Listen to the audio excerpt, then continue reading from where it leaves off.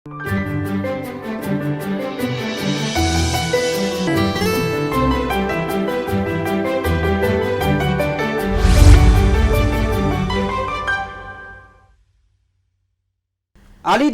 थालीसम्म, गोठदेखि ओठसम्म, आवाज विहीनको आवाज, यो हो कृषि टेलिभिजन। हामी छौँ 24 घण्टा तपाईको साथमा। नमस्कार, म कपिल खड्का। कृषि टेलिभिजनको विशेष प्रस्तुति कार्यक्रम कृषि संवादको नयाँ श्रृङ्खलामा यहाँहरूलाई हार्दिक स्वागत छ।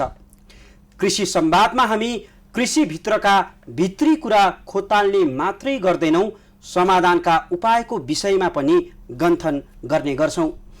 कृषिभित्र झाँगिएका विकृति विसङ्गतिका कुरामा मात्रै केन्द्रित हुँदैनौँ, कृषि क्षेत्रका सफल असफल चुनौती र समस्याका विभिन्न आयामका पाटाहरूलाई पनि समेट्ने गर्छौँ। कृषि संवादमा हामी समृद्ध कृषि र सफल किसान बन्ने दौडका कुरा गर्छौँ।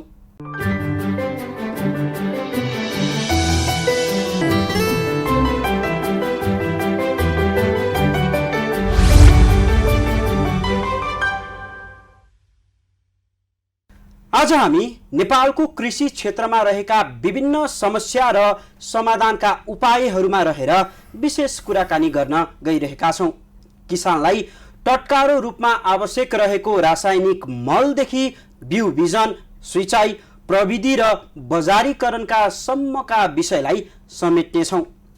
आजको दिनसम्म पनि किसान कृषि गरेर सन्तुष्ट हुन नसक्नुको कारण के हुन् भन्ने जस्ता विषयमा आज हामी केन्द्रित रहनेछौँ। आज हामीसँग कुराकानी गर्नका लागि अखिल नेपाल किसान महासङ्घका कोषाध्यक्ष एवं च्याउ उत्पादक किसान सङ्घका निवर्तमान अध्यक्ष प्रेम नारायण अधिकारी स्टुडियोमा हुनुहुन्छ। आउनुहोस्, उहाँलाई कार्यक्रममा स्वागत गरौँ। प्रेम सर, कार्यक्रममा स्वागत छ। नमस्कार। नमस्ते। सन्चै हुनुहुन्छ? आरामै हुनुहुन्छ? एकदम ठिक छ। हजुर, मैले सुरुमै नेपालको कृषि पद्धति कुन बाटोतर्फ, कुन दिशातर्फ अग्रसर भइरहेको छ, यो प्रसङ्गबाट सुरु गर्न चाहे। नेपाल कृषि प्रधान मुलुक भन्ने अवस्था छ कि छैन अहिले? अब त्यो नभनिकन त हामीसँग उपाय छैन। अब हामीले के खोज्नु पर्यो भने देश समृद्ध गर्नको लागि यो देशमा जे कुरा छ त्यही नै हामीले खोज्नु पर्यो समृद्धि। त्यो भनेको कृषिले हो। हामीसँग उर्वर भूमि छ, हामीसँग पानी छ, हामीसँग यसलाई कन्ज्युम गर्ने जनता छन्, नजिकै ठुला देशहरू छन्, ठुलो जनसङ्ख्या भएको देशहरू छ। त्यहाँ ठुलो परिमाणमा हामीले उत्पादन गरेपछि त्यसलाई चाहिँ हामीले सप्लाई दिन सकिन्छ। त्यस कारण अब कृषि प्रधान देश भन्ने कुरामा त अब हामीले गर्व गर्नुपर्छ, राम्रो गर्नुपर्छ भन्ने लाग्छ। तर अब तपाईँको प्रश्नमा भन्दा चाहिँ आजको अवस्था के छ भनेर भन्ने कुरा हेर्दा चाहिँ कृषि अन्यलग्रस्त अवस्थामा छ। मुलुकले के गर्ने भनेर भन्ने चाहिँ त्यस्तो खालको कुनै स्पष्ट नीति अहिलेसम्म आएको छैन। यसमा किसानले तपाईँको आफ्नो उत्पादन गर्छ, त्यो उत्पादन गरेको लागत कति हो भनेर भन्ने कुरा चाहिँ सरकारले तोक्दैन। तपाईँ 2-3टा वस्तुदेखि बाहेक अरूमा चाहिँ यसको मूल्य तोकिएको छैन। हजुर, अब कहिले यस्तो हुन्छ कि किसानले लगानी गर्छ, त्यसले चाहिँ राम्रो मुनाफा देख्छ, अनि त्यही किसानले होसेर अरू बढी लगानी गर्छ, अनि बजारमा अलिकति बढी देखिएपछि त्यसले चाहिँ मूल्य नपाउने स्थिति हुन्छ र ऊ निराश भएर युवा छ भने ऊ खाडीतिर जान्छ, होइन? युवा छैन। अब अलि हामी जस्ता एजेड भएका मान्छेहरू चाहिँ बरु अब यो कृषि पेसामा दुःख गर्नुभन्दा बरु यिनै कृषिका जग्गालाई टुक्रा गरेर बेच्यौँ भनेदेखि पैसा कमाउन सकिन्छ भन्छ र अनिखेर ऊ जग्गाको दलालीतिर लाग्छ। यो कन्डिसन छ, होइन? त्यहाँदेखि अब मुलुकले समृद्धि हासिल गर्ने हो भने कृषिको विकल्प छैन। कृषिमा सोच्नै पर्छ। सोच्ने सन्दर्भमा अब हामी विभिन्न खालका कामहरू गरिरहेछौँ, आन्दोलन गरिरहेछौँ, हामी भनिरहेछौँ, मुलुकलाई सम्झाउने कोसिस गरिरहेछौँ। तपाईँहरूले कृषिबाट नि समृद्धि ल्याउने हो, हामीले समृद्धि ल्याउने हो भनेर भन्ने कुरा हामी भनिरहेछौँ। त्यसका लागि विभिन्न चरणका आन्दोलनहरू हामी गरिरहेछौँ। अहिले बडो विचित्र, होइन? बडो निराशाजनक अवस्थामा हाम्रो कृषि परिवर्तनशील अवस्थामा भन्दा पनि निराशाजनक अवस्थामा गुज्रिरहेको छ। यहाँले भन्नुभयो, होइन? अझ भनौँ किसान दुब्लाउने, बिचौलिया मोटाउने काम भइरहेको छ हाम्रो कृषिमा। अब यसलाई हाम्रो समग्र यो कृषि पद्धतिलाई चाहिँ अब कसरी सुधार गर्न सकिएला त? यो बिग्रिएको कृषिलाई चाहिँ कसरी सपार्ने त? यहाँले अघि भन्नुभयो विभिन्न किसिमका आन्दोलनहरू पनि भइरहेको छ भन्नुभयो होइन? हो, खासमा गर्नुपर्ने के, कसरी हामीले परिवर्तन ल्याउन सक्छौँ? होइन, अब कोरोनाको सङ्क्रमण जतिखेर थियो, कोरोनाको सङ्क्रमण हुँदाखेरि यो संसारले एउटा सोच्ने विषय थियो। हजुर, सबै समृद्धि हासिल गरे पनि मान्छे खान पाएन भनेदेखि त त्यो समृद्धिको अर्थ हुन्न होइन। मान्छेहरू चाहिँ आहत थिए, अब कतिखेर हामी मरिन्छ भन्ने थियो एउटा कोरोनाको कारणले। दोस्रो के थियो भन्दाखेरि हामी खान नपाएर पनि मरिने हो कि भन्ने थियो। त्यतिखेर यो संसारलाई जोगाउने बचाउने भनेको त्यही कृषि थियो। त्यो कृषि चाहिँ तपाईँको चाहिँ डिस्टेन्स कायम गरेर पनि गर्न सक्थ्यो, किसानले गर्यो पनि त्यो कुरा, हामीले गऱ्यौँ पनि त्यो कुरा होइन। अनि यो संसारका मान्छेहरू आजको पिरियडमा आउँदाखेरि हामीले बचाउन गइरहेछौँ, बचिराख्नु भएको छ। त्यसैले यसको विषयमा अब लाग्नु पर्यो, राज्य बनाउनु पर्यो त्यस्तो खालको पोलिसी, किसानहरूलाई कसरी चाहिँ यहाँ ल्याउने। जस्तै मेरै उदाहरण तपाईँले भन्नुहुन्छ भने मैले 22 वर्ष यो कृषि पेसामा मैले गुजारेँ। त्योभन्दा पहिलेको पिरियडमा विद्यार्थी थियो के तै पनि कृषि गरिन्थ्यो। यद्यपि मैले चाहिँ अब व्यवसाय किसिमले गरेको मैले 22 वर्ष भयो। यो 22 वर्षमा मैले के गरेँ, मेरो आर्थिक उन्नति कति भयो, म कस्तो गाडी चलाएर हिँड्न सक्ने भएँ, यी सबै कुराहरू हेर्दाखेरि मभन्दा पछाडिको मेरो सन्तानहरूले चाहिँ कृषि पेसामा आउन इन्ट्रेस्ट गरिरहेको छैन। किन भन्दाखेरि मैले जति दुःख गरेँ त्यसको त्यो अनुसारको प्रतिफल त मैले दिन सकिनँ होइन। त्यो प्रतिफल दिन नसक्नुको परिणाम के हो भने मैले अपनाएको पेसालाई चाहिँ उनीहरूले आफ्नो भविष्य देखिरहेको छैन। त्यसले गर्दा अब आउने पिँढीले आफ्नो भविष्य कृषिमा नदेख्ने हो भने कसरी चाहिँ मुलुक समृद्ध हुन सक्छ त? समृद्ध हुन सक्दैन। समृद्ध बनाउनको लागि के हुनु पर्यो भनेदेखि आजका युवाहरूलाई कृषि पेसामा आकर्षित गर्नु पर्यो। आकर्षित गर्नको लागि राज्यले उनीहरूले उत्पादन गरेको वस्तुमा नाफा दिनु पर्यो। जब तपाईँ उसको नाफा सुनिश्चित हुन्छ, जब उसको लगानी सुनिश्चित हुन्छ, अनि किसानहरूलाई तपाईँ कृषकहरूलाई तपाईँ आउनुहोस् कृषिमा भन्नै पर्दैन। तपाईँहरू कृषि गर्नुहोस् मात्रै भनेर त भएन। त्यो किसानको खातामा पैसा जम्मा हुन्छ कि हुँदैन? उसले लगानी गरेको पैसा उठ्छ कि उठ्दैन? त्यो नउठ्ने कन्डिसन भयो भने को मान्छे चाहिँ यस्तो मूर्ख छ जसले चाहिँ आफ्नो लगानी घाटा भइकन गर्दैन। त्यसो भएको हुनाले राज्यले बनाउनु पर्ने नीतिहरू के हुन्, अहिले गरिरहेका राज्यका अङ्गहरूले के गरिरहेका छन्।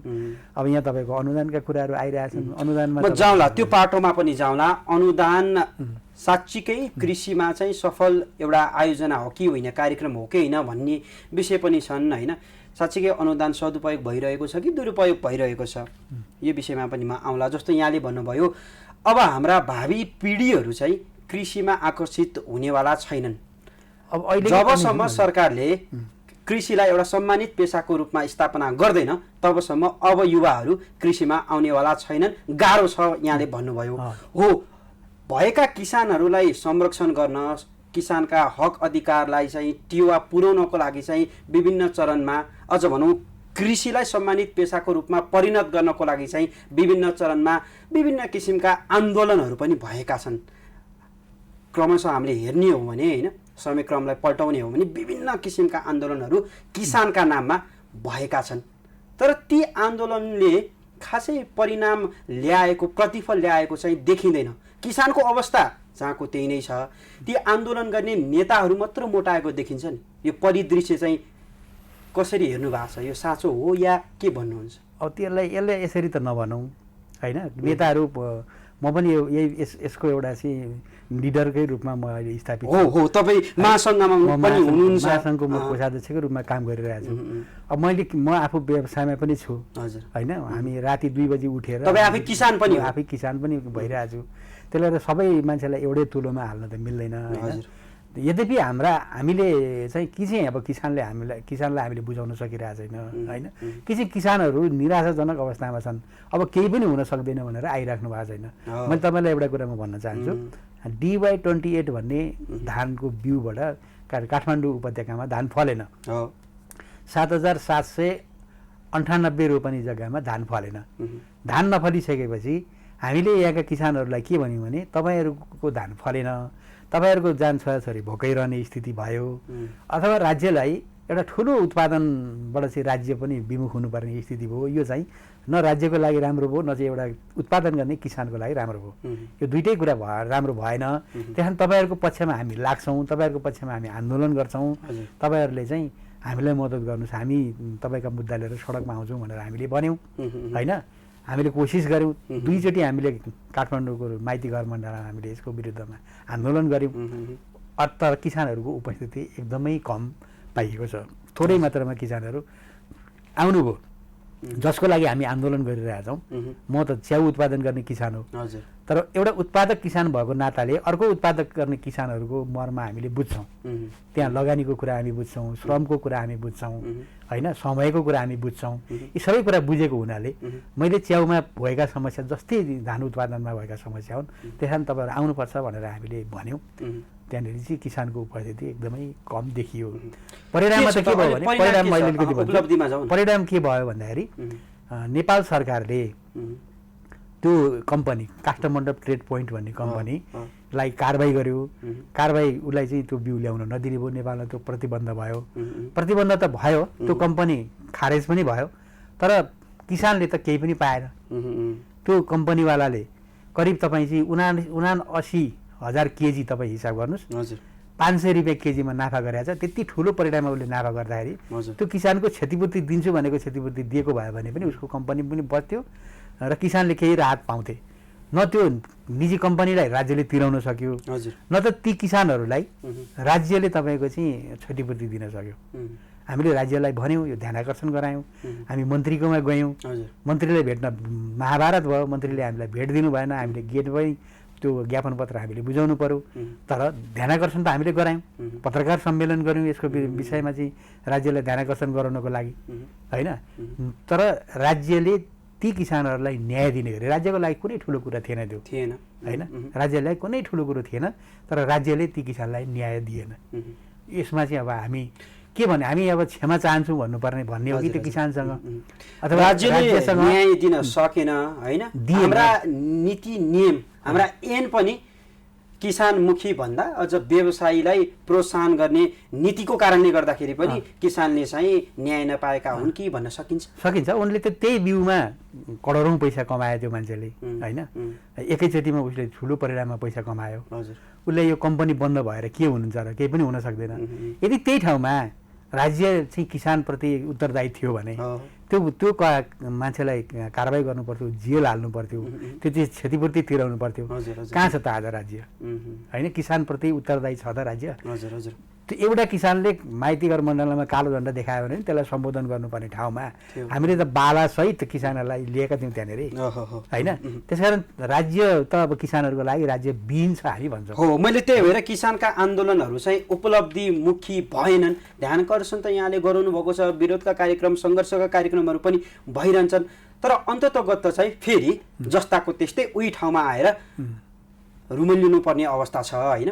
अब सँगसँगै यो बिउको सन्दर्भ यहाँले निकाल्नुभयो, सँगसँगै अब मलको पनि त्यही हाहाकारकै समस्या छ होइन। यो समय पनि अब किसानहरूले मल पाइरहेका छैनन्। अब यो विषयलाई चाहिँ कसरी सम्बोधन गर्नुभएको छ, कसरी सरकारको ध्यानाकर्षण गरिरहनु भएको छ? अब ध्यानाकर्षणको सन्दर्भमा त हामी प्रधानमन्त्री कार्यालयदेखि लिएर देशभरिका सिडिओ कार्यालय मार्फत प्रधानमन्त्रीलाई हामीले ज्ञापन पत्र बुझायौँ। आज होइन, यो धान रोप्नुभन्दा धेरै अगाडि अब मलको समस्या हुँदैछ, किसानलाई मल चाहिन्छ, तपाईँहरू तुरन्त व्यवस्थापन गर्नुहोस् भनेर हामीले ध्यानाकर्षण गराएको हो। ध्यानाकर्षण गराउँदाखेरि पनि त्यो कुराको सुनवाई भएन। सुनवाई नभएपछि हामीले माइतीघर मण्डलमा फेरि पनि हामीले संयुक्त एउटा चाहिँ कार्यक्रम हामीले आयोजना गऱ्यौँ। अरू किसान सङ्गठनहरूलाई राखेर पनि अखिल नेपाल किसान महासङ्घको अगुवाईमा अरू किसानहरूलाई राखेर, अरू किसान सङ्घ सङ्गठनलाई पनि राखेर हामीले ध्यानाकर्षण गराएको हो त्यहाँबाट पनि। त्यति गर्दाखेरि पनि अब अहिले तपाईँ आजको असार सिद्धिन लागिसक्यो, अब श्रावण लाग्ने बेला भइसक्यो, अहिलेसम्म किसानको खेतमा मल पुगेको छैन। यसले के परिणाम ल्याउँदैछ भनेर भन्नुहुन्छ भने श्रीलङ्काको परिणाम आउला कि भन्ने सम्भावना छ। यहाँ जो अहिले राज्य सञ्चालनमा बसिराख्नु भएको छ, राष्ट्रपति भएर, प्रधानमन्त्री भएर, मन्त्री भएर जो झन्डा हालेर बसिराख्नु भएको छ, त्यो परिणाम आउन सक्ने सम्भावना बढेर गएको छ। किनभने हामीसँग वैदेशिक सञ्चित कोषमा हामीसँग असाध्यै धेरै थोरै पैसा छ, हामीसँग पैसा छैन। बाहिरबाट खाद्यान्न सामान किनेर ल्याएर जनतालाई खुवाउने स्थिति छैन। आफ्ना भएका जमिनमा मल नभएको कारणले उत्पादन कम हुने स्थिति आइरहेछ। पहिलेको भन्दा सङ्कट आउने अवस्थामा छ। तपाईँ बाहिरबाट किनेर ल्याउँछु भन्दा पनि अहिले नदिने कन्डिसन छ। जस्तै कि इन्डियाले तपाईँको चाहिँ अब धेरै कुराहरू चाहिँ प्रतिबन्ध लगाइसकेको छ। त्यसले गर्दाखेरि हाम्रो बिचमा अब राज्य सञ्चालन गर्ने तहका मान्छेहरूले सोच्नु पर्यो कि जुन हाम्रो यो कृषिको नयाँ डुबिरहेछ नि, यसलाई उठाउनको लागि चाहिँ वास्तवमै राजनीतिले नै हो होइन, त्यो परिदृश्यलाई नै हामीले सुधार गर्नुपर्छ भन्ने कुरा पनि छ। तपाईँले कसरी बुझ्नु भएको छ होइन, नेपालको कृषि राजनीति कसरी परिचालित भइरहेको छ? अघि यहाँले भन्नुभयो होइन, हामीले बारम्बार सरकारको कार्यकारी भनेको प्रधानमन्त्रीलाई चाहिँ ध्यानाकर्षण बुझाइरहेका छौँ, प्रधानमन्त्रीको गेटमा गएर हामीले ढकढकाइरहेका छौँ यहाँले भन्नुभयो। तर वास्तवमा राजनीति कसरी कुन दिशातर्फ गइरहेको छ? यसमा कृषि मन्त्रीको चाहिँ के छ अवस्था? उहाँ निरीह हुनुहुन्छ कि काम गर्न सक्ने अवस्था नै छैन कि के छ भन्नुहोस् त? होइन, अब मुलुक त सबभन्दा ठुलो कुरा त यहाँ राजनीतिक स्थायित्व नै छैन होइन। राजनीतिक स्थायित्व नै एउटा मन्त्रीले आफ्नो भिजन अनुसारको काम गर्नै पाउँदैन। यहाँ त म्यादी प्रहरी जस्तो तपाईँको चाहिँ 6 महिनामा प्रहरी के अरे नियुक्ति भइरहेछ मन्त्रीहरू। एउटाले एउटा चरणमा कुरा गरिरहेको हुन्छ होला, ऊ नआइकन अर्को फेरि चेन्ज भइसकेको हुन्छ। यति अस्थिर राजनीति भएको मुलुकमा तपाईँले कृषिको समृद्धि आएको कुरा के कुरा त हामी कल्पनै गर्न सक्दैनौँ। कृषिमा राजनीति भएको छ कि छैन? शुद्ध एकदम विशुद्ध राम्रो राजनीति यसमा त अब राम्रोको कुरा त तपाईँ अब नसोच्नु नभनौँ होइन। राम्रोको कुरा भएको छैन यहाँ। एक दुईवटा हामीले चाहिँ उदाहरण इभेन्ट गर्दाखेरि म उदाहरण तपाईँलाई भन्छु। हामीले मसरुमको काम गऱ्यौँ होइन। मसरुमको काम गर्दै जाँदाखेरि मसरुम चाहिँ लगभग हामीले यो देशलाई आत्मनिर्भर बनाउन सक्ने कन्डिसनमा हामी छौँ होइन। हामीले राज्यले थोरै मात्रै हामीले मद्दत गर्ने हो भने मसरुमबाट हामी चाहिँ ठुलो परिणाममा विदेश जाने पैसा हामी रोक्न सक्छौँ। यसको लागि हामीले च्याउ जागरण अभियान 2076 हामीले चाहिँ सञ्चालन गऱ्यौँ। त्यसैको सिलसिलामा हामी भन्सार कार्यालयहरूमा हामी गयौँ। तपाईँले कम्तीमा पनि च्याउलाई राम्रोसँग क्वारेन्टाइन गरेर मात्रै पठाइदिनुहोस्, क्वारेन्टाइन नगरिकन तपाईँ नपठाउनुहोस्। क्वारेन्टाइन गर्नको लागि तपाईँको चाहिँ समय लाग्छ, त्यतिकै क्वारेन्टाइन हुँदैन भनेर हामीले त्यहाँ भन्दै गयौँ। तर त्यहाँका कर्मचारीहरू तपाईँ भन्नुहोस् न, त्यहाँका कर्मचारीहरूले यदि चाहेको भए त्यसलाई तपाईँको चाहिँ एक दिन मात्रै उनीहरूले होल्ड गरिदिएको भए हाम्रो यतापट्टिको उत्पादनमा किसानहरू बढी लाग्थे, यहाँ उनीहरूको लगानी सुरक्षित हुन्थ्यो। इन्डियाबाट प्रशस्त तपाईँको चाहिँ यो सरकारले दिएका अनुदानबाट उत्पादन भएका च्याउहरू चाहिँ यहाँ नेपाल आउँछ। हाम्रोमा तपाईँको न प्रविधि छ, हेर्नुहोस् हामीले प्रविधि पनि भित्राउन सकिरहेको छैनौँ। फेरि पनि प्रविधि ल्याउनु पऱ्यो भने त्यही मुलुकमा हामी चाहिँ आश्रित हुनुपर्छ। हाम्रो आफ्नो टेक्नोलोजी केही पनि छैन होइन। त्यो टेक्नोलोजी यहाँ ल्याउँदाखेरि उनीहरूभन्दा हामी भनेपछि राजनीतिक नेतृत्व हो दिशातर्फ छ त के को लागि उनले चाहिँ राजनीति के को लागि गरिरहेछ? कृषिमा उन्नति समृद्धि हासिल गर्न किसानका लागि भनेर गरिरहेको छ कि आफ्नै लागि गरिरहेछ के छ? अहिले परिणाम हेर्दाखेरि त तपाईँले भनेको पछिल्लो कुरातिरै लागेको छ सबैजना। हामीले यसो हेर्छौँ अब अर्थ मन्त्रालयको कुरा छताछुल्लो भएर तपाईँ आइरहेछ, करका दरहरू हेरफेर भएका कुराहरू हामीले सुनिरहेछौँ होइन। अनि साँच्चीकै यो मुलुक बनाउनुपर्छ भन्ने खालको लिडरसिप चाहिँ हामीले देखिरहेछौँ किसानको तर्फबाट। हामीले हेर्दाखेरि यो मुलुक बनाउनुपर्छ भन्ने खालको राजनीतिक नेतृत्व चाहिँ अहिलेसम्म हामीले देखाएको छैनौँ होइन। त्यसो भए कहिलेसम्म त यहाँले भन्नुभयो नि अब हाम्रो राजनीतिक स्थायित्व छैन, कायम भइरहेको अवस्था छैन, त्यसको ज्वलन्त उदाहरण चाहिँ अरूमा नजाउँ, हामी कृषि क्षेत्रमै केन्द्रित हौँ होइन। विगत 5 वर्षमा 7 जना कृषि मन्त्री परिवर्तन भएका छन् होइन। अहिले हाल 7औं कृषि मन्त्रीको रूपमा नयाँ नवनियुक्त मन्त्री आउनुभएको छ, मृगेन्द्र कुमार सिंह यादवजी आउनुभएको छ। उहाँले पनि किसानका समस्या सम्बोधन गर्छु, मलका समस्या सम्बोधन गर्छु, बिउ बिजनका समस्या सम्बोधन गर्छु भनेर प्रतिबद्धता दिइरहनु भएको छ, अझ भनौँ आश्वासन बाँडिरहनु भएको छ होइन। कहिलेसम्म किसानको नाममा राजनीति कहिलेसम्म त? अब यो त ढाँटको निम्तो खाएर पत्याउनु भन्छन् होइन। अब यो उहाँको कुरा के हो भन्ने कुरा, अब किसानको खेतमा मल आयो भने हामी पत्याउँला होइन। उहाँको त्यो प्रतिबद्धता किसानले पाउनु पऱ्यो नि, परिणाममा पाउनु पऱ्यो नि। मुखले त जे भने पनि हुन्छ, तर मुखले भनेको कुरा चाहिँ किसानले परिणाममा पायो भने त हामी उहाँलाई जय जयकार गरौँला नि, सत्कार गरौँला नि। हामीलाई त कृषि मन्त्री चाहिँ वेल कृषि मन्त्री चाहिएको हो नि। यहाँ पार्टीसँग हामीलाई त के सरोकार छ र?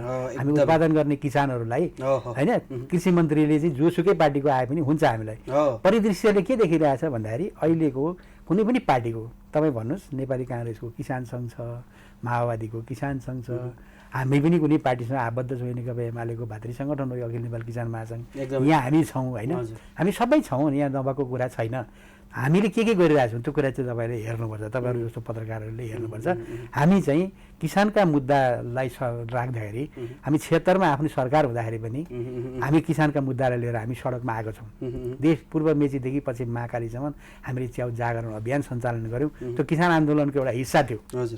हामीले भनेका थियौँ उत्पादनमा आधारित अनुदानको व्यवस्थापन हुनुपर्छ, किसानलाई बिमाको व्यवस्थापन हुनुपर्छ, किसानको खेतीमा तपाईँको चाहिँ बिमा देखिनुपर्छ, किसानले पेन्सन पाउनुपर्छ। यी सारा कुरा भन्दै हामी हिँडेका थियौँ होइन। अनि त्यस पछाडि अहिले पनि तपाईँ हेर्नुहोस् यत्रो देशभरि मलको हाहाकार छ। यहाँ कुन चाहिँ किसान सङ्गठनले किसानका मुद्दाहरू उठाइरहेको छ? तपाईँहरू मिडियाको तर्फबाट हेरिराख्नु भएको छ। हामी त तपाईँको देशभरि, बल्कि तपाईँ कालीकोटको सन्नी त्रिवेणी भन्ने एउटा गाउँपालिका छ, मान्माबाट पनि धेरै माथि पर्छ, त्यस्ता ठाउँमा पनि किसानले हामीलाई मल चाहियो, बिउ चाहियो भनेर त्यहाँ राखे जुलुस लिएर आन्दोलनमा किसानहरू उत्रनु भएको छ र त्यसको नेतृत्व हामीले गरिरहेछौँ। त्यो विशुद्ध त्यो राजनीतिक उद्देश्य मात्रै होइन, यो राजनीतिक उद्देश्य प्राप्तिको लागि मात्रै यो आन्दोलन होइन। यो किसानले साँच्चीकै किसानले मल पाउनुपर्छ बेलामा, यो मुलुकलाई आत्मनिर्भर बनाउनुपर्छ भन्ने अभियान नै यो अखिल नेपाल किसान महासङ्घले लिइरहेको छ। ठिक छ, त्यसो भए जस्तो यहाँले भन्नुभयो हामीले परिणाममा हेर्नुपर्छ, हामीले गरेको उद्देश्य काममा हेर्नुपर्छ भन्नुभयो होइन। अब कामै हेर्ने हो भने त विगत अब केपी ओली नेतृत्वकै तत्कालीन सरकारले चाहिँ कृषिमा आत्मनिर्भर हुने घोषणा 3 वर्षभित्र आत्मनिर्भर हुने घोषणा त्यति बेला गरेको थियो। विशुद्ध रूपमा पूर्ण रूपमा आत्मनिर्भर हुने केही चिजबिजमा चाहिँ केही उत्पादनमा डेरी प्रडक्ट लगायत मासुजन्य अन्डाजन्य उत्पादनमा चाहिँ आत्मनिर्भर भइसकेको पनि घोषणा भएको थियो तत्कालीन समयमा होइन। तर अहिलेको परिदृश्य त फरक छ, त्यो के कारणले भयो त? अब यो चाहिँ अब अहिले राज्य सञ्चालन गर्ने तहका मान्छेले यसको आन्सर दिनुपर्छ, हामीले दिन सक्दैनौँ होइन। किन उहाँहरूले यसलाई प्रायोरिटीमा राखिराख्नु भएको छैन? मल कारखाना खोल्ने कुरा हामीले गरेका थियौँ, केपी ओलीको सरकारले मलको कारखाना खोल्ने भनेर चाहिँ तपाईँको कुरा राखेका थियो। त्यो मलको कारखाना आज किन प्रोसेसमा अगाडि बढिरहेको छैन? यो सरकारले किन गरिरहेको छैन? यसका धेरै ठुला तपाईँको चाहिँ कमिसनका कुराहरू छन्। एकचोटि मल किन टाइममा आइरहेको छैन? यहाँ ठुला कमिसनका कुराहरू छन्। यो त्यति सजिलै तपाईँको चाहिँ यसको आन्सर दिन सकिँदैन। यसको लागि मलसँग सम्बन्धित काम गर्ने विज्ञहरूलाई राखेर तपाईँहरूले छलफल गर्नुपर्छ जस्तो लाग्छ मलाई होइन। हामी त अब सामान्य खेती किसानी गरेर एउटा चाहिँ किसानहरूका हकहितको आन्दोलन गर्दै उठेका मान्छे हो। हामी थोरै समय मात्रै तपाईँको चाहिँ निकालेर हामी मुभमेन्टहरूमा हामी हिँडिरहेछौँ। धेरै कुराहरू हामी अध्ययन अनुसन्धानको पाटोमा हामी अलिक कमजोरै छौँ होला। तपाईँले अर्थ यसका कृषिविद भन्नु होइन, उहाँहरूसँग पनि हाम्रो छलफल निरन्तर हुन्छ, जारी रहन्छ। मैले भन्न खोजेको राजनीतिक घटनाक्रममा चाहिँ परिदृश्यलाई हेर्ने हो भने चाहिँ आफू सत्तामा हुँदाखेरि चाहिँ हामीले काम गरेका छौँ, यसरी किसानका हक अधिकारका लागि अब हामी जुट्छौँ होइन, प्रतिबद्धताहरू पनि जनाउनुहुन्छ। तर आफू सत्ताभन्दा बाहिर हुँदाखेरि फरक परिदृश्य हुन्छ होइन। त्यो चाहिँ कसरी मिलाउने? यसको तारतम्य चाहिँ किन मिल्न सकेन? यो अब यसमा चाहिँ तपाईँको अलिकति राजनीतिक गाइडेन्स कुराहरू पनि हुन्छन्, हुँदै नहुने भन्ने कुरा हुँदैन होइन। केही न केही कुराहरू त हुन्छन्, त्यसका चाहिँ सीमाहरू हुन्छन्। हामी पनि त्यही पोलिटिक्सको एउटा चाहिँ पार्ट भएको हुनाले हामीमा छँदै छैन म भन्दिनँ। यद्यपि तपाईँले तुलना गरेर हेर्न सक्नुहुन्छ। हामीले सत्ता सञ्चालन गरिरहेको बेलाको सरकारले गरेका कृषिका कामहरू र अहिलेको सरकारले ल्याएका कामहरू तपाईँले हेर्नु। त्यति बेला मल थियो, अहिले अहिले छैन। त्यतिखेर हामीले के कोसिस गरेका थियौँ भने बङ्गलादेशबाट सरकार टु सरकार हामीले वार्ता गरेर प्रधानमन्त्रीले बङ्गलादेशको प्रधानमन्त्रीलाई फोन गरेर 50,000 केजी मल ल्याउने चाहिँ तयारी गरिराख्नु भएको थियो होइन। त्यो छिट्टै आउने स्थिति थियो। हामी सत्ताबाट हट्नुपर्ने स्थिति भयो। अब यो सत्ताबाट आइसकेपछि नयाँ सरकारले के भनिरहेको थियो भने पुरानो सरकारले गरेका सबै तमाम कामहरू चाहिँ गलत भए, हामी राम्रो गर्छौँ भनेको थियो। तर राम्रो परिणाम दिने सरकारले अहिले गरे भए हुन्थ्यो नि त। त्यो अहिले चाहिँ किन भइरहेको छैन त? त्यो नहुनेको कारण चाहिँ के हो त? खेती किसानी गर्ने मान्छे छन् यो मुलुकमा भन्ने कुरा अहिलेका सत्ताधारीहरूलाई थाहा थिएन होला र? थाहा त थियो होला। अब अहिले ल्याएका हाम्रा धेरै कुराहरू चाहिँ सरकारले ल्याएका कामहरू कृषिका कुराहरूमा चाहिँ केही सकारात्मक कुराहरू आएका छन् बजेटमा। त्यसको अब हामी स्वागतै गर्छौँ। त्यसको कार्यान्वयन चाहिँ कसरी हुन्छ भनेर भन्ने चाहिँ सवाल छ। यहाँ तपाईँले हेर्नुभयो भने सरकारले घोषणा गरेको कि एउटा मात्रै तपाईँ कुरा नगर्नु, सरकारको मात्रै कुरा नगर्नुहोस्, हामीले कृषि बिमा गर्ने भनेर भनेको छ। कृषि बिमा गर्नको लागि सरकारले पैसा दिन्छु भनेको छ होइन किसानलाई। तपाईँले परिणाममा हेर्नुभयो भने जम्मा 5,000 किसानको चाहिँ बिमा भएको देखिन्छ। 5,000 किसानको बिमा मात्रै हो त? करिब तपाईँ अहिलेको तथ्याङ्क हेर्नु भने 1,60,00,000 किसानहरू छन् भन्ने तथ्याङ्क छ हामीसँग होइन। 1,60,00,000 किसान भएको ठाउँमा 5,000 किसानलाई तपाईँको चाहिँ यहाँ बिमा गरेको तपाईँ तथ्याङ्क पाइन्छ। यसले गर्दा बिमा गर्ने बिमा कम्पनीहरू पनि कृषितिर चाहिँ आकर्षित छैनन्। त्यहाँ मेरो लगानी सुरक्षित छैन भन्ने कुरा छ। ब्याङ्किङ क्षेत्रको तपाईँ कुरा गर्नुहुन्छ भने त्यस्तै छ होइन। किसानले अब जग्गाको प्लाटिङ गर्छु भन्यो भने जति पनि पैसा खनाउँछ ब्याङ्कले, तर त्यही जग्गामा म कृषि गर्छु भन्यो भने ब्याङ्कहरूले लगानी नगर्ने स्थिति छ। तर यसले परिणाम के आउँदैछ भन्दाखेरि भोलि ब्याङ्कसँग अरबौँ पैसा भयो भने पनि किनेर खाने पैसा भएन भने के हुन्छ र ब्याङ्किङवालाहरू होइन। त्यसै भएर अबको बाटो चाहिँ अबको पद्धति चाहिँ जस्तो कुल ग्राहस्थ उत्पादनमा हेर्ने हो भने, कुल अर्थतन्त्रमा हेर्ने हो भने पनि कृषिको योगदान उल्लेख्य छ, करिब 1/3 छ भन्न सकिन्छ होइन अहिलेको सिनारियोलाई हेर्ने हो भने। अब जस्तो यो अर्थतन्त्रमा आधारित जुन कृषि छ यसलाई चाहिँ अब हामीले औद्योगिकरण अथवा अझै भनौँ सेवामूलक तर्फ चाहिँ लग्नुपर्छ कि पर्दैन, यसमा चाहिँ यहाँको धारणा के छ? अब हामी परम्परागत कृषि नै गर्ने कि अब कृषिलाई चाहिँ परिवर्तन गर्ने, आधुनिकीकरण गर्ने, औद्योगिकरणमा जाने? यसमा पनि सवालहरू अथवा छलफल भएको हामीले पाउँदैनौँ होइन। यो चाहिँ किन तपाईँहरूको एजेन्डामा बस्न सकेन? होइन, हाम्रो एजेन्डामा छ। हामीले एजेन्डा वाइज यसलाई भनेका छौँ होइन। सबभन्दा पहिले हामी व्यवसायीकरण गर्ने, व्यवसायीकरण गर्दै औद्योगिकरण गर्ने भनेर भन्ने नै हो हाम्रो कुरा होइन। हामीले त्यही सोचेरै गर्नुपर्छ। गर्दाखेरि पनि अब औद्योगिकरण नगरिकन त उपाय पनि छैन नि। यसलाई इन्डस्ट्रियलाइजेसन नगरिकन त हाम्रो उपाय नै छैन। किन भन्दाखेरि हाम्रा जमिनहरू एकदमै खण्डित भएर गइरहेछन् होइन। जमिनहरू चाहिँ तपाईँको एकदम थोरै टुक्रेर गइरहेछन्। अब यसलाई ठुलो परिणाममा खेती गर्न सक्ने सम्भावना कम हुँदै गइरहेछ। तपाईँ तराईतिर जानुहोस्, ठुलो प्लटिङ देख्नुहुन्छ। काठमाडौँ उपत्यका त लगभग कृषि सकिएको स्थिति छ, बाहिरबाट किनेर ल्याएर खानुपर्ने स्थिति छ यहाँ होइन। त्यसले गर्दाखेरि अब औद्योगिकरण नगरिकन त उपाय नै छैन। औद्योगिकरण गर्दाखेरि जस्तै तपाईँ च्याउको कुरा गर्नुहुन्छ भने च्याउलाई थोरै जमिनमा अब ठुल्ठुला बिल्डिङ बनाएर त्यहाँनिर ठुलो परिणाममा च्याउ उत्पादन गर्न सकिन्छ। त्यसरी त्यो उत्पादन गरेको वस्तुलाई फेरि अब बजारले माग गरे भन्दा बढी भयो भने त्यसलाई चाहिँ पोस्ट हार्भेस्टतिर। त्यही भएर मैले अघि यहाँलाई भने, मैले फेरि पनि काटेँ, जस्तो यहाँ सरकार परिवर्तन भइसकेपछि चाहिँ अवधारणामा पनि परिवर्तन भयो क्या। जस्तो यहाँले भन्नुभयो औद्योगिकरण गर्ने हाम्रो एजेन्डा हो, हाम्रो नारामा पनि छ, हामी त्यसमा पनि काम गर्छौँ भनेर यहाँले भन्नुभयो होइन। तर यहाँहरूको सरकार हुँदाखेरि चाहिँ कतिवटा उद्योग स्थापना भयो त? सवाल यहाँनिर छ। अब त्यसरी ठ्याक्कै यति नै भयो भनेर म भन्न सक्दिनँ होइन। त्यो धेरै लामो समय पनि होइन, 3 वर्षको पिरियड थियो। 3 वर्षको पिरियडमा देशका धेरै कुराहरू नियम कानुनहरू बनाउनु पर्ने थियो होइन। मुलुक भर्खर सङ्घीयतामा गएको अवस्था थियो। अब प्रदेश कानुनहरू, सङ्घीय कानुनहरू हामीले बनाउनु पर्ने तमाम विषयहरू थिए। ती सबैतिर फोकस भयो राज्यको। अब त्यससँगै अब चाहिँ मुलुकको एउटै मात्रै कुरा के हुन्छ भने अब समृद्धितिरको कुरा हुन्छ। त्यसैले हामीले सुखी नेपाली समृद्ध नेपाल भनेर भन्ने हामीले नारा अगाडि सार्यौँ होइन। नेपाली सुखी हुँदै गएपछि समृद्ध हुन्छ। समृद्ध हुनको लागि समृद्धका धेरै पाटाहरू छन्। कृषिमा केमा समृद्धि गर्ने होइन, अब यता औद्योगिकरणमा केमा समृद्धि गर्ने, बिजुलीमा कसरी समृद्ध गर्ने, सडकदेखि लिएर सारा कुरा, स्वास्थ्य शिक्षा, यी सबै कुरालाई चाहिँ कसरी समृद्ध बनाउने लिएर जाने भन्ने हामीसँग स्पष्ट खाका थियो पार्टीको होइन। यही बिचमा अब सरकार गिर्यो। सरकार गिरिसकेपछि आउने सरकारले यी कुराहरूलाई चाहिँ अगाडि बढाएर लिएर गएन होइन। अब हामी चाहिँ तपाईँको चाहिँ यो पशुपालनमा चाहिँ अब ठुलो काम गर्ने योजना बनाइरहेका थियौँ होइन। त्यो योजनाहरू फेल हुँदै गए। अब च्याउमा पनि हामी कोसिस गरिरहेका थियौँ। यति कुरालाई अब अहिले हामीले गरिरहेका कामहरूमा बाधा अवरोध आइरहेछन् है। त्यसले गर्दाखेरि अब हामीले ठ्याक्कै यी परिणाममा यो गर्यौँ भनेर देखाउने खालको त्यस्तो परिणाम चाहिँ अहिले भन्न सकिनँ मैले होइन। यद्यपि हामीले त्योतिर हाम्रा कदमहरू चाहिँ अगाडि बढिरहेको थियो। सरकारको लगानी चाहिँ कृषिमा जति जे लगानी भइरहेको छ नि, अब अनुदानकै कुरा गरौँ होइन, औद्योगिकरणको लागि भएका लगानीहरू, लबिङहरूकै कुरा गरौँ होइन, यो चाहिँ बालुवामा पानी हाले सर मात्र भइरहेको छ। जस्तो अनुदानकै कुरा गर्दाखेरि मैले अघि पनि कोटाएको थिएँ होइन, अनुदान चाहिँ सदुपयोग भन्दा पनि दुरुपयोग भइरहेको छ बढी होइन। वास्तविक किसानले भन्दा पनि झोले किसानहरूले पाइरहेको छ यो भन्ने गरिन्छ होइन। किसानहरूले त्यही भन्ने गुनासो त्यो छ। सबै त्यसरी त नभनौँ होइन। सबै तपाईँले टोटलमा हेर्नु पर्यो नि। हेर्दाखेरि केही त्यस्ता कुराहरू भएका होलान्, नभएका त भन्न सकिँदैन।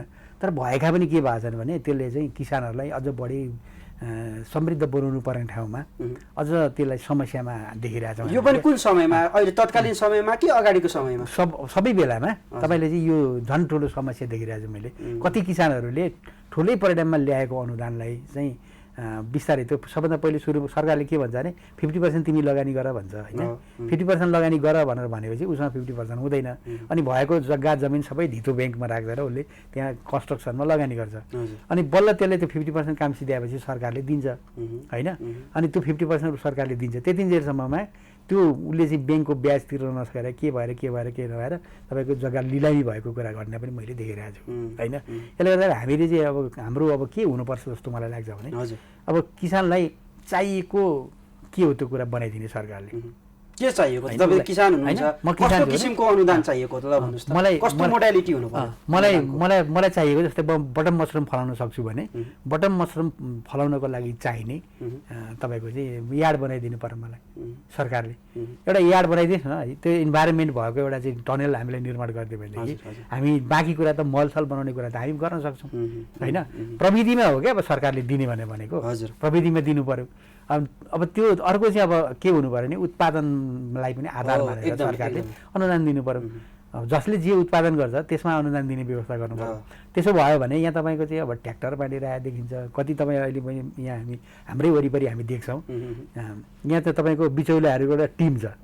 त्यो बिचौलियाको टिमले त्यो समूहका सबै डकुमेन्टहरूको खातामा हुन्छ, उनीहरूको झोलामा हुन्छ। अनिखेर उसले त्यो कागज हेर्छ र भरिदिन्छ, प्रधानमन्त्री कृषि आधुनिकीकरण परियोजना कृषि ज्ञान केन्द्रमा लगाएर भटाभट भरिदिन्छ। अनि गएर के भन्छ भने तिम्रो नाममा मैले भरिदिएको छु भन्छ। अनि भरिदिएको छु भन्छ र अनि उसले त्यो सबै उसको दिन्छ, फोटो नागरिकता सहितता सबै लिन्छ। अनि सबै गर्दा तिम्रो नाममा ट्र्याक्टर आयो भन्छ। त्यो जबकि त्यसको त्यो फार्मै बन्द भइसकेको हुन्छ। अनि त्यो ट्र्याक्टर चाहिँ उनीहरूले अन्त कसैलाई दिन्छन्, एउटाको नाममा आउँछ, अर्को नाममा गइरहेको अथवा बिक्री भइरहेको। हामीलाई नि कति प्रस्ताव आइसक्यो, तपाईँ ट्र्याक्टर किन्नुहोस्, हाम्रो चाहिँ यस्तो अनुदानमा आएको ट्र्याक्टर छ भनेर भन्ने कुराहरू अब हाम्रै फार्मतिर पनि आइपुग्छ यो कुरा। जस्तो अखिल नेपाल किसान महासङ्घले चाहिँ जुन अनुदानमा भएको जुन व्यथिति यहाँले भन्नुभयो, यसको चाहिँ सूक्ष्म अनुसन्धान गरेर प्रतिवेदन दिने काम गरिरहेको छ कि छैन? यसमा के छ? यसमा के काम भएको छ? अब चाहिँ हामी यसको बारेमा अब हाम्रो फोकस भनेको यो कुरामा हुन्छ। हामी भन्दैछौँ, हामीले चाहिँ हाम्रो करिब 119 सूत्रीय माग हामीले कृषि मन्त्रालयमा प्रस्तुत गरेका छौँ। त्यो 119 सूत्रीय मागहरूमध्ये तपाईँले भनेको यो विषय पनि छ।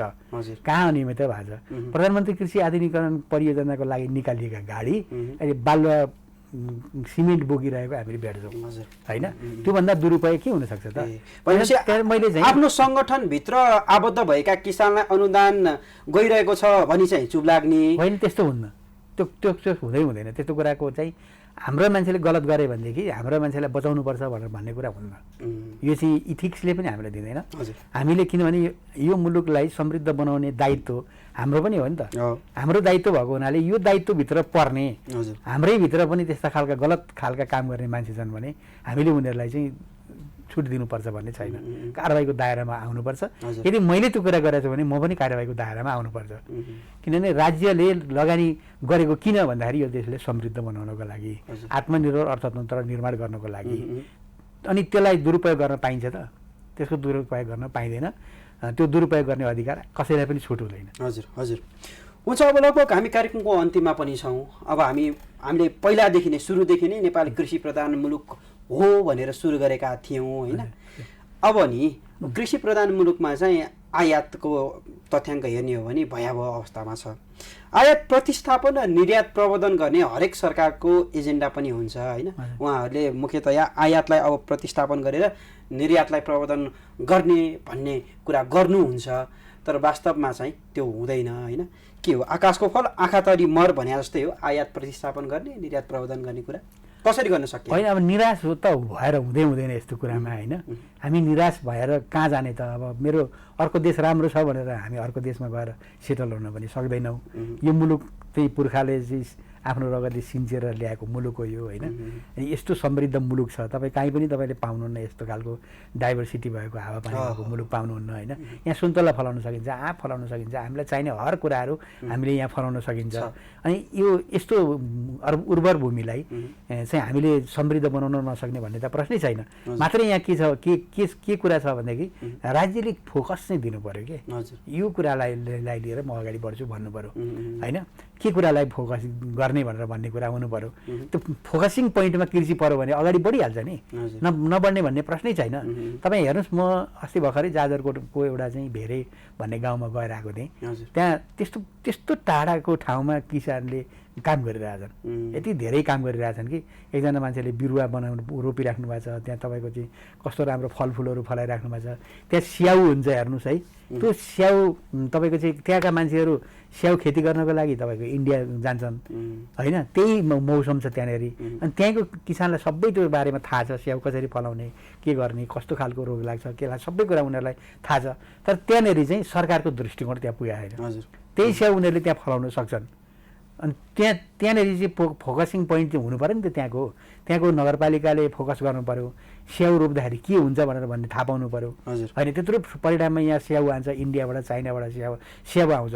हाम्रा भूमिहरू चाहिँ बन्जर भएर बसिरहेछन्। हाम्रा मान्छेहरू रोजगारीको लागि सिमला गएर काम गरिरहेछन्, इन्डियामा गएर काम गरिरहेछन्। तब ठुलो परिणाममा त्यहाँ बिघा खेती लिएर उनीहरूले चाहिँ खेती गरिरहेछन्। हाम्रा किसानहरूले ती किसानहरूलाई चाहिँ त्यही भेरेको जमिनमा रोकेर तिनीहरूलाई चाहिने मल, तिनीहरूलाई चाहिने सिँचाइ, तिनीहरूलाई चाहिने औषधि अनि तिनीहरूलाई चाहिने बाटो बजारको व्यवस्थापन राज्यले गरिदिने भने त्यो स्याउ त्यहाँ फल्दैन त। सिमलामा फल्ने त्यहाँ स्याउ त्यहाँ फल्थ्यो। त्यो स्याउ हाम्रो तपाईँको चाहिँ एउटा प्रपर नीति पनि हुनु पर्यो होइन। तर विडम्बना चाहिँ अहिलेसम्म हालसम्म कृषि नीति अझ भनौँ कृषि ऐन बन्न सकेको अवस्था छैन। होइन, बने पनि यो कार्यान्वयनमा आएको छैन। तपाईँले हेर्नु भने बन्दै बनेनन् भनेर त भन्न सकिँदैन होइन। यहाँ 20 वर्ष रणनीति भन्ने छ, तपाईँले देख्नु भएको छ होइन। सबै थुप्रै नीति, तपाईँ मौरीका नीति पाउनुहुन्छ, च्याउका नीति पनि हामीले बनाएका छौँ, सबै बनाएका छौँ। तर त्यो कार्यान्वयन त हुनु पऱ्यो नि त। कार्यान्वयनको तहमा चाहिँ तपाईँ छैन। नयाँ तपाईँको चाहिँ स्थिर सरकार भन्ने कर्मचारीहरूले यसलाई प्रायोरिटीको विषय राख्छन् होइन। न तपाईँको चाहिँ सरकार अहिले सञ्चालन गर्ने सरकारले त्यसो गरिरहेछ, गरेको छैन। त्यसले गर्दाखेरि अब तपाईँ राजनीतिक सिनारीले पनि के देखाउँदैछ भने अब राजनीतिक पार्टीहरू पनि चेन्ज हुने हो भने तपाईँले यसपालिको चुनाव परिणामबाट देख्नुभयो नि त। थुप्रै महत्त्वपूर्ण ठाउँहरूमा चाहिँ अरू मान्छेले चुनाव जितेको तपाईँले देख्नु भएको छ होइन। त्यसले गर्दाखेरि राजनीतिक पार्टीहरूले पनि सोच्नुपर्छ अब कृषि नीतिमा के गर्ने। नगरपालिकाले पनि सोच्नुपर्छ, नगरपालिकाका मेयर हुने साहबहरूले प्रमुख हुनेले पनि सोच्नुपर्छ मेरो नगरपालिका समृद्ध हुनको लागि के हो होइन। स्मार्ट नगरपालिका भन्छन्, स्मार्ट गाउँपालिका भन्छन् होइन। स्मार्ट गाउँपालिका भनेको के हो? त्यहाँको मान्छेले खानेकुरा के खानुपर्छ, स्वस्थ खानेकुरा खानुपर्छ कि पर्दैन होइन। खालि बाटो बनाउने मात्रै, ढल बनाउने मात्रै होइन, बिजुलीका तार जोड्ने मात्रैलाई समृद्धि देख्नु भएन। कृषि पनि महत्त्वपूर्ण पाटो हो। कृषिलाई पनि हामीले पर्यटनसँग जोड्न सकिन्छ होइन। यसका चाहिँ रिसोर्टहरू बनाउन सकिन्छ भन्ने विषयमा कृषिलाई पनि प्रायोरिटीमा राखेर अगाडि बढ्नुको त विकल्पै छैन हामी होइन। ठिक छ। अब तपाईँ च्याउ उत्पादक किसान सङ्घको निवर्तमान अध्यक्ष पनि हुनुहुन्छ होइन। विगत लामो समयदेखि अब यसमै पनि बसेर काम गरिरहनु भएको छ। च्याउ किसान पनि हुनुहुन्छ होइन। के छ च्याउ खेतीको अवस्था चाहिँ के छ होइन। खासमा यो च्याउ जगतलाई पनि यो बाहिरैबाट आउने च्याउ, आयातित च्याउले चाहिँ उछिनिरहेको हो कि के देख्नु भएको छ? बेला बेलामा चाहिँ किसानहरू धेरै जुन मनाउने गर्नुहुन्छ होइन। यो विदेशबाट आयातित च्याउले चाहिँ हाम्रो खेतबारीमा फलेको च्याउलाई चाहिँ विस्थापित गर्न लाग्यो भनेर भन्नुहुन्छ कि यो अवस्था, यो सिनेरियो चाहिँ के हो? त्यसलाई चिर्ने कोसिस हामी गरिरहेका छौँ। तपाईँले अब परिणाममा पनि देख्नुहुन्छ होइन। परिणाम भनेको के हो भने जस्तै तपाईँ भैरवामा ठुलो परिणाममा गोब्रे च्याउको फार्म बनिएको छ, त्यहाँबाट च्याउ अहिले काठमाडौँ पनि आइरहेछ। यदि त्यो पनि नआइदिने भनेदेखि इन्डियाले त झन् ठुलो पेल्नाइमा हामी पर्थ्यौँ। अब तपाईँ 2 नम्बर प्रदेशमा जानुभयो भने पनि त्यहाँ आधुनिक टनलहरू निर्माण भएका छन्। 1 नम्बरमा नै कोसिस भइरहेछ होइन। तपाईँ 5 नम्बरमा जानुभयो भने पनि लुम्बिनी प्रदेशमा जानुभयो भने पनि बटम मसरुम फलिरहेछ। अब यसले चाहिँ के देखाउँछ भने हामी त्यसलाई प्रतिस्थापन गर्न सक्छौँ भनेर भन्ने छ। यसको लागि राज्यले चाहिँ अलिकति हामीलाई सपोर्ट गर्नु पऱ्यो। त्यो आउने कुरामा अलिकति रोक लगाउने कोसिस गर्नु पऱ्यो। इन्डियाले तपाईँको चाहिँ उसलाई चाहिने कुरा दिन्न भन्न पाउँदो रहेछ त। अनि उसको बढी भएको चिज चाहिँ हामीले लिनुपर्छ भन्ने केही छ र? त्यस्तो छैन नि त। त्यस नेपाली किसानप्रति राज्यले थोरै मात्रै सद्भाव देखाउने हो भनेदेखि च्याउमा चाहिँ हामी आत्मनिर्भर बनाउन सक्ने स्थिति छ। आधुनिकीकरणतिर पनि हामी गइसकेका छौँ होइन। अब अलिकति हामीले गर्न के बाँकी छ भने अब पोस्ट हार्भेस्टको क्षेत्रमा अलिकति हामीले काम गर्न बाँकी छ।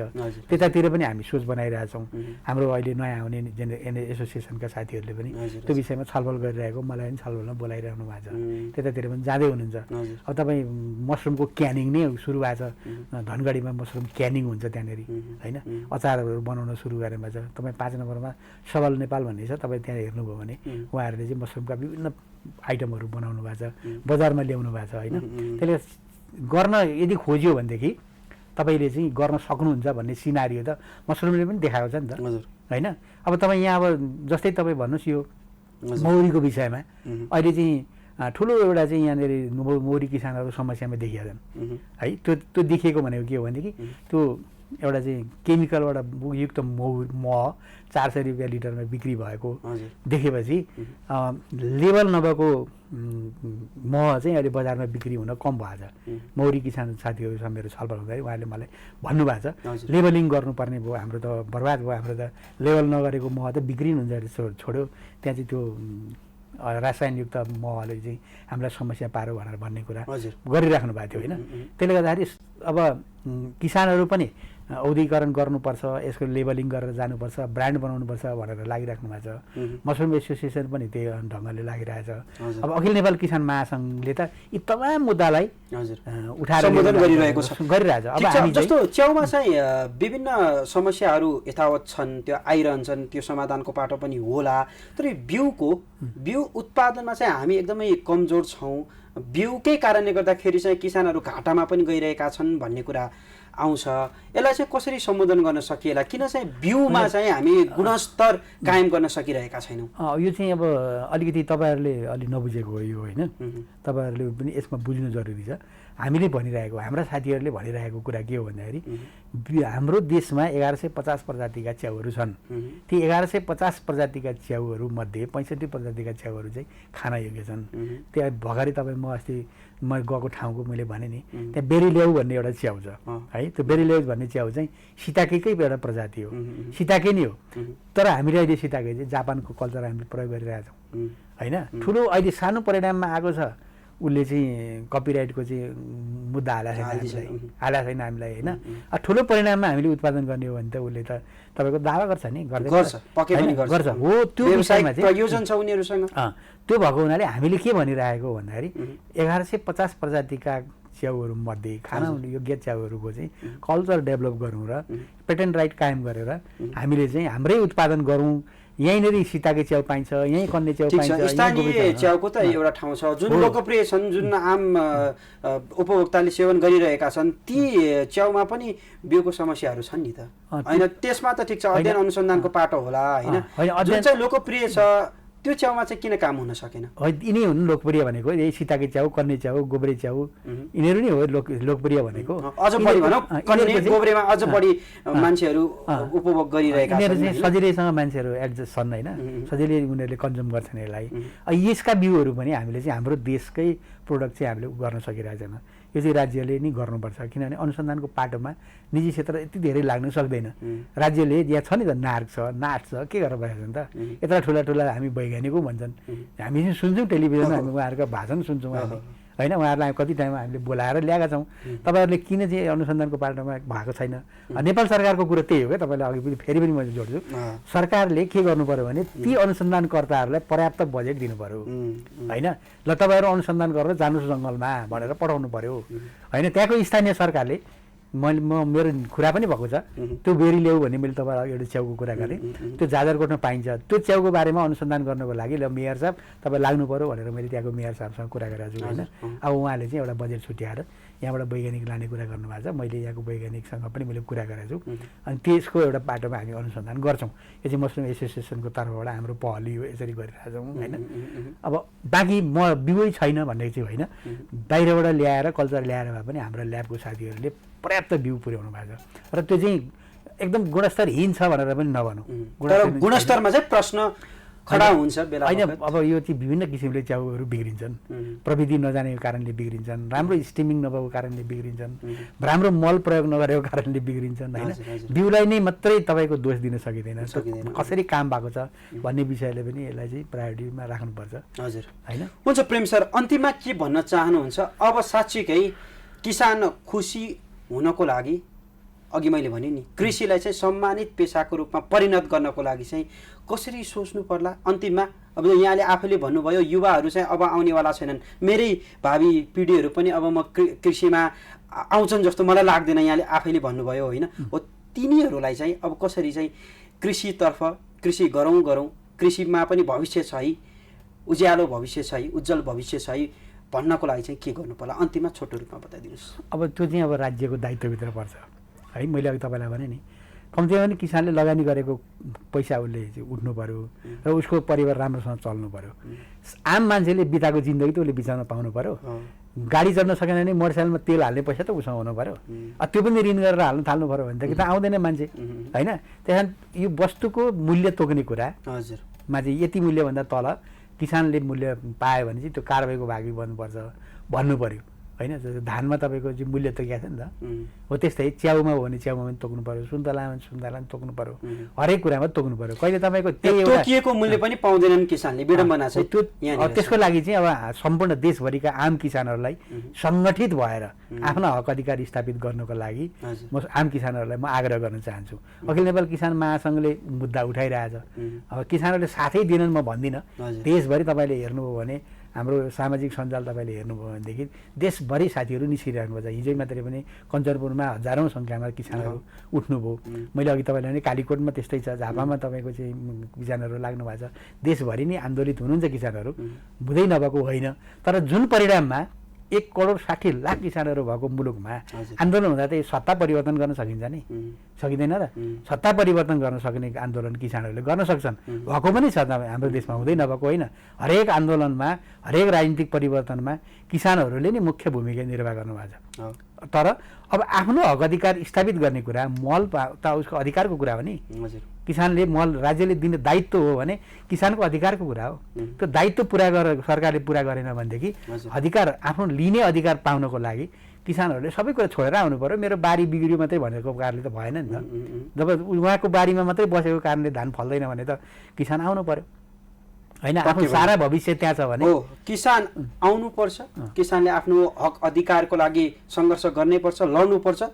तर जसको लागि किसान लडेका छन् उनीहरू चाहिँ सत्तामा पुगिसकेपछि किसानलाई बेवास्ता गर्ने, किसानका मुद्दालाई चाहिँ सम्बोधन नगर्ने काम चाहिँ गर्नु हुँदैन भन्ने हाम्रो पनि आशय हो।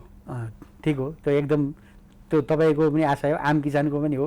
हामी स्टेक होल्डरले पनि त्यो कुरा चाहिँ सोच्नुपर्छ। यदि म जुन पार्टीमा आबद्ध छु त्यो पार्टीमा यदि त्यस्तो खालको नीति बनेन, त्यो खालको काम गरेन भने हामी त्यहाँ पनि विद्रोह गर्छौँ। हस्, स्टुडियोसम्म आइदिनु भयो, निकै नै महत्त्वपूर्ण विषयमा छलफल गऱ्यौँ। यहाँको समय र संवादको लागि धेरै धेरै धन्यवाद। नमस्कार। नमस्ते। र तपाईँले पनि हामीलाई बोलाउनु भयो, अवसर दिनुभयो, आफ्ना कुराहरू राख्ने अवसर दिनुभयो, देशभरिका किसानहरूसँग अन्तर्क्रिया गर्ने अवसर प्रदान गर्नुभयो। तपाईँ यो कृषि टेलिभिजनलाई पनि म धेरै धेरै धन्यवाद दिन चाहन्छु। हस्, धन्यवाद। दर्शकवृन्द, आजलाई यति नै। हामी अर्को श्रृङ्खलामा पुनः उपस्थित हुने नै छौँ। तबसम्मका लागि बिदा दिनुहोस्। कृषि टेलिभिजन हेर्दै रहनुहोला।